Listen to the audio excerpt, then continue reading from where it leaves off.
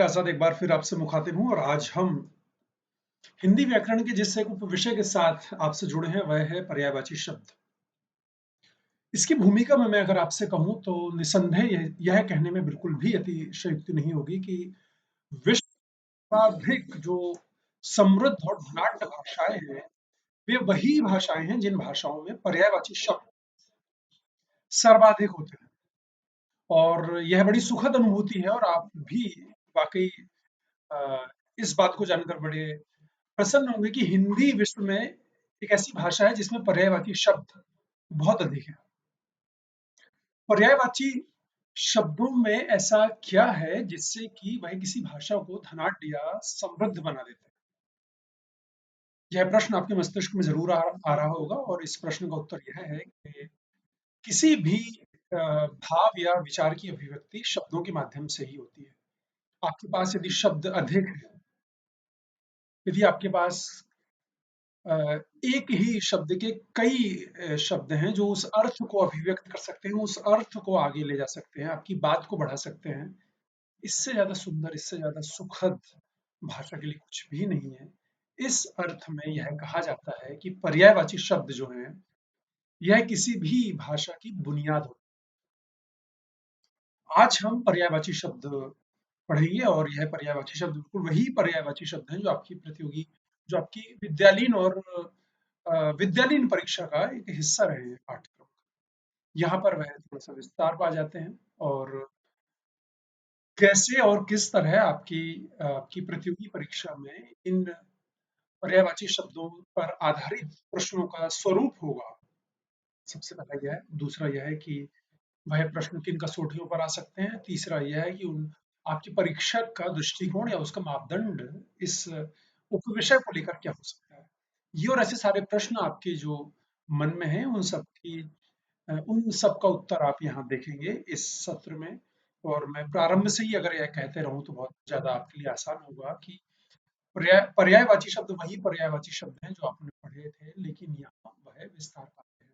अगर वहां आपने माँ के 3 पर्यायवाची शब्द पढ़े थे तो यहाँ माँ के मुमकिन है 25 पर्यायवाची शब्द आपके सामने हों और आप उनके बारे में समझें जानें। यही विस्तार और इसी विस्तार की बुनियाद पर यहाँ पर प्रतियोगी परीक्षाओं में प्रश्न पूछे जाते हैं। यह साफ कर लें। उसके बाद जो सबसे अहम है वह यह है, जो आवश्यक बिंदु है, इस पड़ाव को मत चूकिएगा। इसी पड़ाव में वह आधार आपके सामने होगा जहां आप देखेंगे कि पर्यायवाची संदर्भ के आवश्यक बिंदु जिनके आधार पर परीक्षार्थी आपसे प्रश्न पूछते हैं। चलिए इस सिलसिले की शुरुआत करते हैं। मैं आ रहा हूं पहली स्लाइड पर। लिखा हुआ है पर्यायवाची शब्दों का अर्थ क्या होता है और उसकी परिभाषा क्या है। सबसे पहले अर्थ देख लीजिए। पर्याय का अर्थ होता है समान और वाची का अर्थ होता है समान अर्थ में कहे जाने वाले। समान और वाची का मायने होता है समान अर्थ में कहे जाने वाले शब्द। जिन शब्दों के अर्थों में समानता हो उन्हें पर्यायवाची शब्द कहते हैं। बिल्कुल सरल परिभाषा। और समान अर्थ वाले शब्दों को समान अर्थक भी कहते हैं, समानार्थक शब्द भी कहते हैं। एक उदाहरण देख लीजिए। सदा एक शब्द है। सर्वदा, निरंतर, सदैव, नित्य, हमेशा, लगातार, हरदम, हर समय, ये सभी शब्दों के जो अर्थ है वह सदा के इर्द गिर्द है। यहाँ पर लगातार, निरंतर, यह ऐसे शब्द हैं जो इसके संदर्भ अर्थ हैं।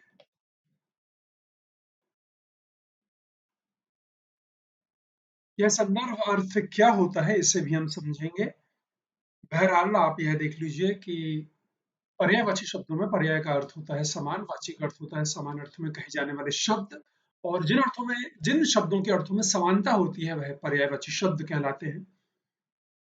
समान अर्थ वाले जो शब्द हैं उन्हें समानार्थक शब्द भी कहा जाता है। और इसके बाद आपने देखा कि हिंदी भाषा के पर्यायवाची शब्द संस्कृत भाषा के तत्सम शब्द सर्वाधिक हैं और जिन्हें हिंदी भाषा ने बिल्कुल जैसे का तैसा ज्यों का त्यों स्वीकार कर लिया। दरअसल तत्सम शब्दों का गुण ही यह है कि वह जैसे के तैसे स्वीकार कर लिए जाते हैं, उनमें कोई परिवर्तन नहीं।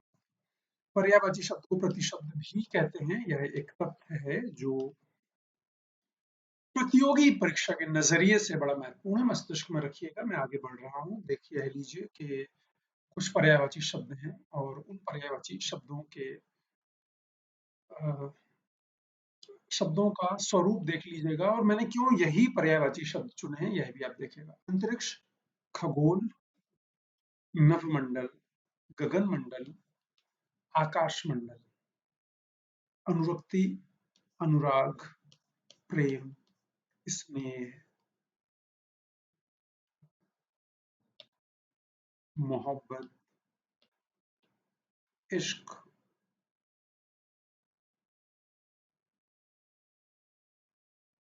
ये ऐसे और शब्द हैं जो इसके पर्यायवाची शब्द हो सकते हैं। प्राज्ञ, जो बहुत ज्यादा ज्ञानी हो, विद्वान, महाज्ञानी, बुद्धिमान। चतुर, अब चतुर जो शब्द है, चतुर शब्द का एक अलग अर्थ भी निकलता है जो कि नकारात्मकता के साथ प्रस्तुत होता है। चतुराई जहां पर आ जाता है, विशेष उसका भाववाचक संज्ञा बन जाती है चतुराई। और चतुराई में कहीं ना कहीं दिमाग होता है, और वो निस्संदेह दिमाग की ही बात हो रही है, लेकिन यहाँ पर चतुर जो है एक अलग अर्थ में होता है, एक संदर्भ अर्थ में होता है यहाँ पर। यहाँ मैंने इसको क्यों रेखांकित किया है, जब हम आगे बढ़ेंगे तो स्वतः ही स्पष्ट हो जाएगा। बहरहाल, प्रासाद, महल, राजमहल, राजनिवास, भवन। महल शब्द है, यह हिंदी का शब्द नहीं है, लेकिन उसके बाद भी पर्यायवाची शब्दों में बहुतायत प्रयुक्त होता है। पार्थक्य, पृथकता, अलगाव, भेद, प्रभेद, भिन्नता, वियोग, जुदाई। यह भी हिंदी का शब्द नहीं है, लेकिन पर्यायवाची शब्दों में प्रयुक्त होता है। बारीक, हिंदी का शब्द नहीं है। महीन, पतला, सूक्ष्म, झीना। झीना जो शब्द है, यह तद्भव शब्द है। यह आप कह सकते हैं कि क्षेत्रीय भाषा का शब्द है, लेकिन यहाँ पर बड़ी एक उर्दू फारसी के शब्द के अर्थ में, पर्यायवाची अर्थ में यहाँ पर प्रयुक्त हो रहा है। बेशुमार उर्दू का शब्द है। अगणित, असंख्य, अनगिनत, यह इसके पर्यायवाची है। भाई, तात, अनुज, अग्रज, भ्राता, भ्रातृ, भैया, दादा। ये दादा शब्द जो है बांग्ला भाषा में यह बड़े भाई के अर्थ में प्रयुक्त होता है। और अदालत, कचहरी, न्यायालय, दंडालय। अब अदालत जो है उर्दू का शब्द है, कचहरी जो है यह फारसी का शब्द है, न्यायालय, दंडालय ये जो ऐसे शब्द हैं जो हिंदी के शब्द हैं। लेकिन आप देखिए, दंडालय तत्सम शब्द। अब आप देखिए न्यायालय, यहाँ पर आप पर्यायवाची शब्दों के स्वरूप को देखिए और हमारी हिंदी भाषा की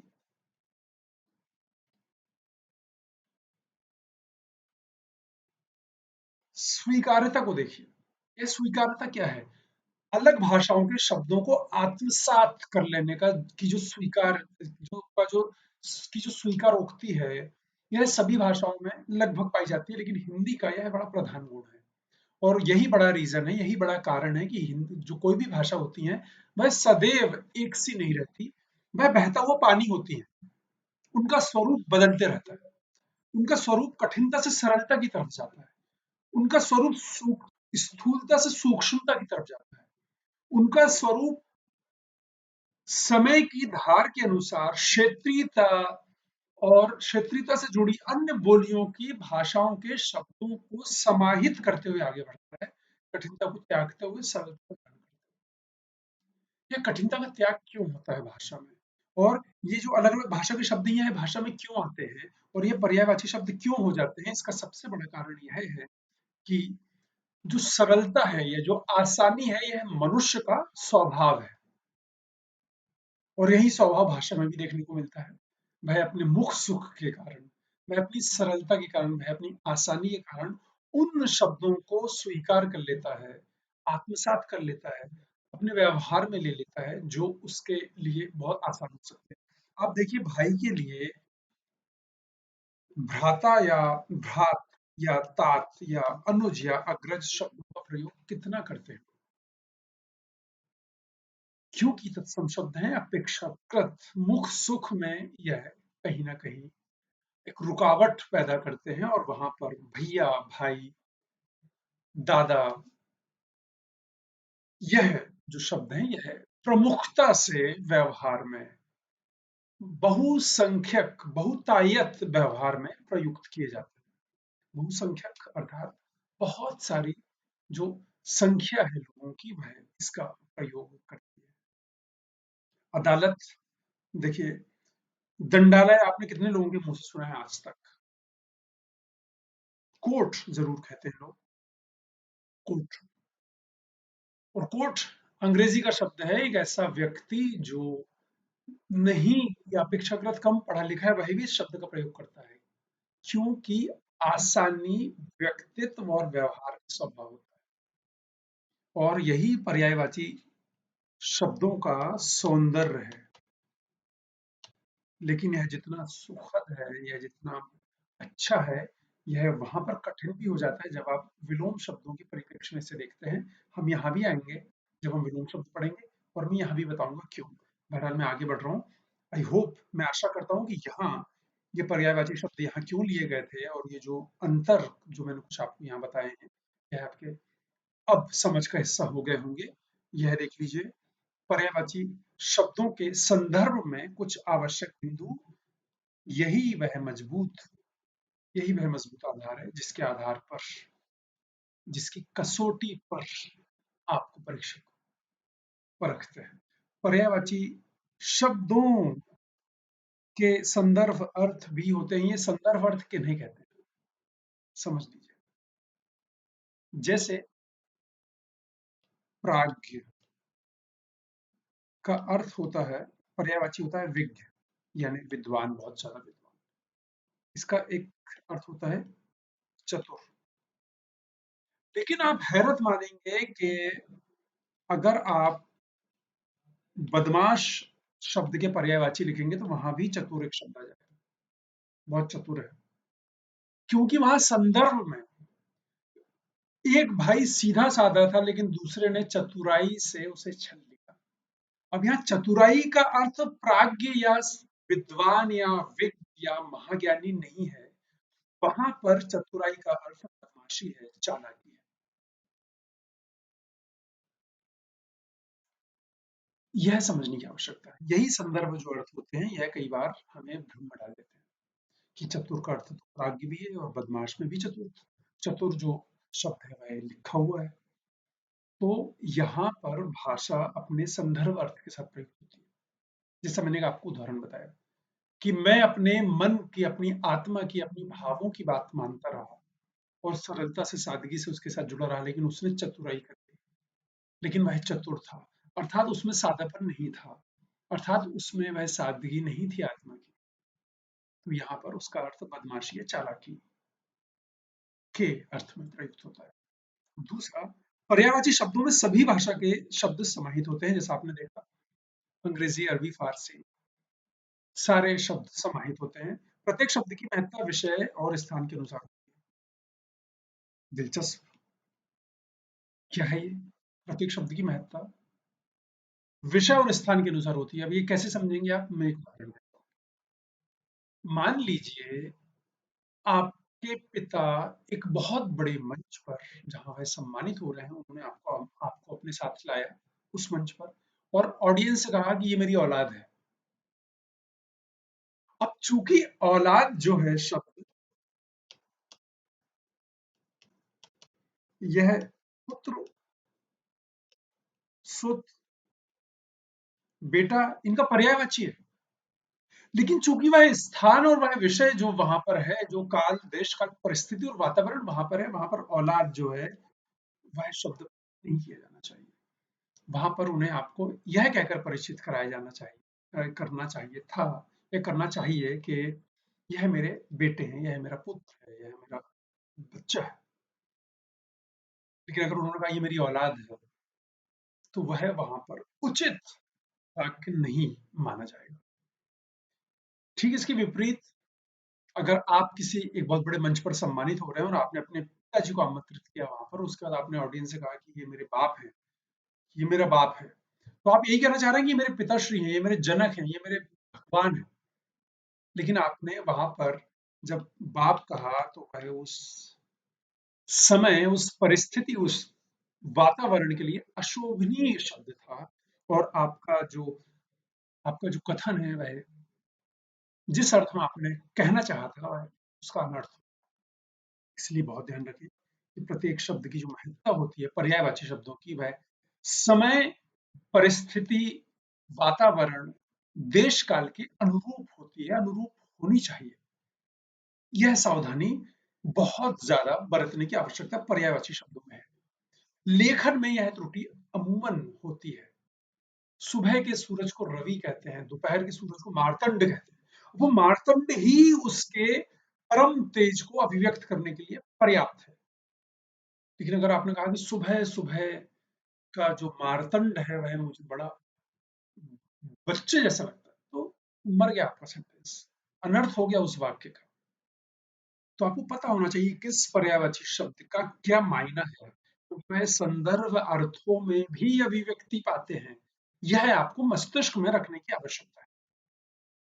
देखिएगा, हिंदी के पर्यायवाची शब्दों में संस्कृत के तत्सम शब्दों की अधिकता होती है निसंदेह, क्योंकि हिंदी के अधिकांश शब्द हैं जो उत्कृष्ट, जो परिमार्जित, जो वैशिष्ट्यपूर्ण शब्द हैं, वह संस्कृत भाषा से आए हैं।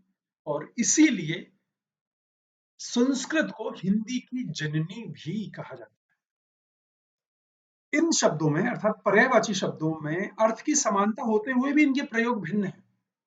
वही उदाहरण जो मैंने आपको दिया था, उसके अलावा भी कई ऐसे उदाहरण हैं कि अर्थ समान है लेकिन उनके प्रयोग भिन्न है। जैसे मैंने अभी आपको रवि और मार्तंड का उदाहरण दिया। तट और तीर, एक उदाहरण और देख लीजिए, मैं यहां पर लिख रहा हूं तट और यह तीर। अब तट क्या होता है, तीर क्या होता है? अब तीर होता है बिल्कुल नदी से जुड़ा हुआ हिस्सा, पानी से जुड़ा हुआ हिस्सा, लेकिन तट जो होता है उसके आसपास का फैला हुआ विस्तृत भूभाग होता है। लेकिन हम पर्यायवाची शब्दों में दोनों का एक ही अर्थ निकालते हैं, किनारा, तट, तीर, सागर। यह समझने की आवश्यकता है कि इनके अर्थ समान होते हुए भी इनके प्रयोग भिन्न होते हैं। पर्यायवाची शब्द अपने आप में पूर्ण होते हैं। इसका अर्थ यह है कि किसी भी पर्यायवाची शब्द के अर्थ को अभिव्यक्त करने के लिए उसे किसी अन्य शब्द की आवश्यकता नहीं है। वह स्वतः ही अपने अर्थ को व्यक्त करने में समर्थ है, उसका सामर्थ्य उसमें है। उदाहरण देख लीजिए, मां। इसके कितने भी पर्यायवाची शब्द हैं, हर एक शब्द अपनी अभिव्यक्ति करने के लिए पर्याप्त है। कोई भी एक शब्द जिसके पर्यायवाची शब्द है, कोई भी शब्द अपने अर्थ को अभिव्यक्त करने के लिए समर्थ है, उसे किसी वाक्य की आवश्यकता नहीं है। यह बिल्कुल यही वह गुण है जो लोकोक्ति में भी पाया जाता है, कि वह अपने अर्थ को स्वतः ही संपूर्ण और स्पष्टता के साथ अभिव्यक्त करने में समर्थ होती है। बहरहाल यह देख लीजिए, किसी भी समृद्ध भाषा में पर्यायवाची शब्दों की अधिकता होती है निसंदेह, जैसा प्रारंभ में मैंने कहा था। अब एक बार देख लीजिए यहाँ विलोम शब्द क्यों लिखा गया है। जिस भाषा का शब्द है उसका विलोम भी उसी भाषा में होना चाहिए। ऐसा यहां इसलिए लिखा गया है पर्यायवाची शब्दों के समझ के सिलसिले में, क्योंकि आपके लिए महत्वपूर्ण यह है और मेरी जिम्मेदारी यह है कि आपको बताते चलूं कि कहाँ कौन सा व्याकरण का उपविषय बहुत ज्यादा करीबी से, बहुत ज्यादा पास से, नजदीक से जुड़ा होता है। देखिए, एक शब्द है प्रश्न। अब प्रश्न का पर्यायवाची जो शब्द है वह सवाल भी है, मसला भी है, एक मुश्किल भी है। ये सब प्रश्न के पर्यायवाची शब्द हैं। लेकिन अब देख लीजिए, अब उत्तर के पर्यायवाची देख लीजिए, जवाब, और ऐसे बहुत सारे पर्यायवाची। लेकिन अगर आपको प्रश्न का विलोम लिखना है, तो प्रश्न का विलोम जवाब नहीं लिख सकते, वह गलत हो जाएगा व्याकरण के नजरिए से। जिस भाषा का शब्द है उसी भाषा में उसका विलोम शब्द होना चाहिए। तो यहाँ प्रश्न का विलोम होगा उत्तर और सवाल का विलोम होगा जवाब। यह अपने ध्यान में रखिएगा। जब हम विलोम शब्द पढ़ेंगे तो मैं एक बार पुनः वहां यह रेखांकित करूंगा, क्योंकि बेहद महत्वपूर्ण है। और अब हम देख लेते हैं उस सिलसिले को जिससे हम यहाँ तक पहुंचे हैं, पर्यायवाची शब्द। मैंने सबसे पहले एक भूमिका आपके सामने रखी, उसके बाद मैंने बताया कि इनके अर्थ क्या होते हैं पर्यायवाची शब्दों की, इसकी परिभाषा क्या है, मैंने कुछ उदाहरण बताए और यह भी बताया कि ये क्यों यहाँ पर लिखे गए हैं। और उसके बाद वे बिंदु जिनके आधार पर परीक्षक प्रतियोगी परीक्षाओं में इस बुनियाद पर आपसे प्रश्न पूछते हैं, उनका स्वरूप और उनकी जो महत्ता है वह क्या होती है, यह हमने देखा। अब मैं आपसे यह कहते हुए इजाजत ले रहा हूं कि किसी भी किस्म की कोई अगर जिज्ञासा हो, कोई भ्रम हो, कोई दुविधा हो, निसंकोच बेहिचक हमसे आप यहाँ संपर्क कर सकते हैं। तब तक मुस्कुराते रहिए, अपना बहुत ख्याल रखिए, बहुत जल्द फिर मुलाकात होगी। नमस्कार।